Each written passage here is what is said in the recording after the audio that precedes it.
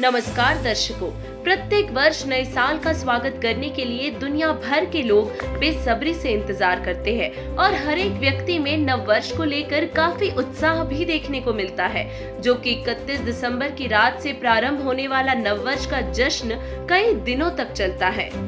गैर सामाजिक लोग जहां नए साल पर पार्टियों में नशे करते हैं, तो वहीं दूसरी ओर लोग एक दूसरे को गिफ्ट देते हैं, कुछ नया संकल्प लेते हैं, तो कुछ लोग पुस्तक पढ़ने पर विचार करते हैं, तो वहीं बहुत से लोग नए साल पर नई शुरुआत करने की सोचते हैं। लेकिन दुर्भाग्य की बात तो ये है कि आज लोग नए साल की खुशी में अपने मनुष्य जीवन के मूल उद्देश्य को ही भूल बैठे हैं। तो आज हम आपको बताने वाले हैं कि इस नव वर्ष को जिंदगी का सबसे अहम साल कैसे बनाएं और किन संकल्पों के साथ हम अपने मनुष्य जीवन के मूल उद्देश्य को पूरा कर सकते हैं, क्योंकि हम सभी जानते हैं कि यहाँ एक पल का भी भरोसा नहीं है, कब किसके साथ कौन सी दुर्घटना घट जाए।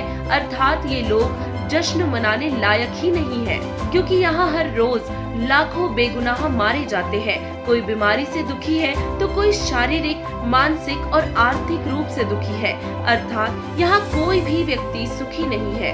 दर्शकों, बदलाव प्रकृति का नियम है। जिस प्रकार एक दिन के बाद नया दिन आता है, ठीक उसी प्रकार एक वर्ष की समाप्ति के बाद नया वर्ष आता है और नया वर्ष नई ऊर्जा व उमंग का स्रोत होता है तथा नया साल खुद को जानने, पहचानने और नए तरीके से जीवन को जीने का एक नया मौका होता है। और इसीलिए हमें नए साल में ऐसा संकल्प लेना चाहिए जिससे हमारा मानव जन्म सफल हो सके।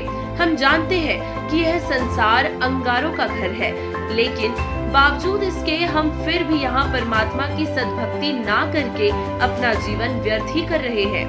अब आपको बता दें कि केवल एक ही शक्ति है जो हमें हर विकार, दुख, तकलीफ, आपदा से बचा सकती है, और उस एक परमेश्वर की पहचान होना और उस एक परमेश्वर पर हमारी दृढ़ आस्था और निर्भरता होनी चाहिए तथा हम सभी ने उस एक पूर्ण परमात्मा की सद्भक्ति करनी चाहिए, जिससे परमेश्वर हमारे जीवन के सर्व संकट समाप्त कर देते हैं।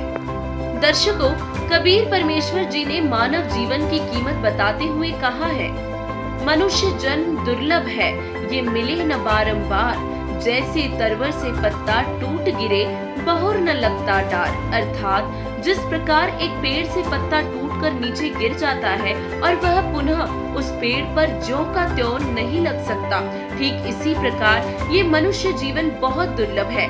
ये बड़ी मुश्किल से 84 लाख प्रकार की योनियों को भोगने के बाद मिलता है।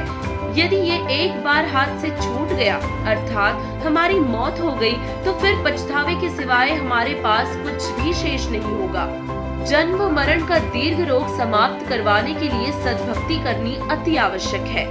दर्शकों, हम सभी जानते हैं कि इस मृत्यु लोक यानी कि नाशवान लोक पृथ्वी में जीव कर्म बंधनों से बंधा हुआ है और गलत व बुरे कर्मों के कारण मनुष्य पर कष्ट आते हैं। परंतु जब मानव पूर्ण परमात्मा की भक्ति तत्वदर्शी संत से प्राप्त करके विधिवत तरीके से करता है, तो मनुष्य को उसके बुरे कर्म परेशान नहीं करते, क्योंकि वे पाप कर्म पूर्ण परमात्मा की भक्ति करने से समाप्त हो जाते हैं।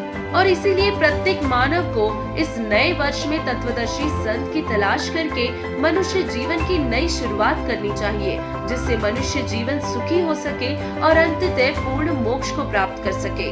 दर्शकों, वर्तमान समय में पूरे विश्व में एकमात्र तत्वदर्शी संत जगत गुरु तत्वदर्शी संत रामपाल जी महाराज जी है, जिनके द्वारा पूरे विश्व को सर्व धर्म ग्रंथों के आधार पर सत्य आध्यात्मिक ज्ञान के साथ साथ सद्भक्ति मार्ग प्रदान किया जा रहा है, जिससे लोगों को शारीरिक, मानसिक, आर्थिक और आध्यात्मिक लाभ हो रहे हैं।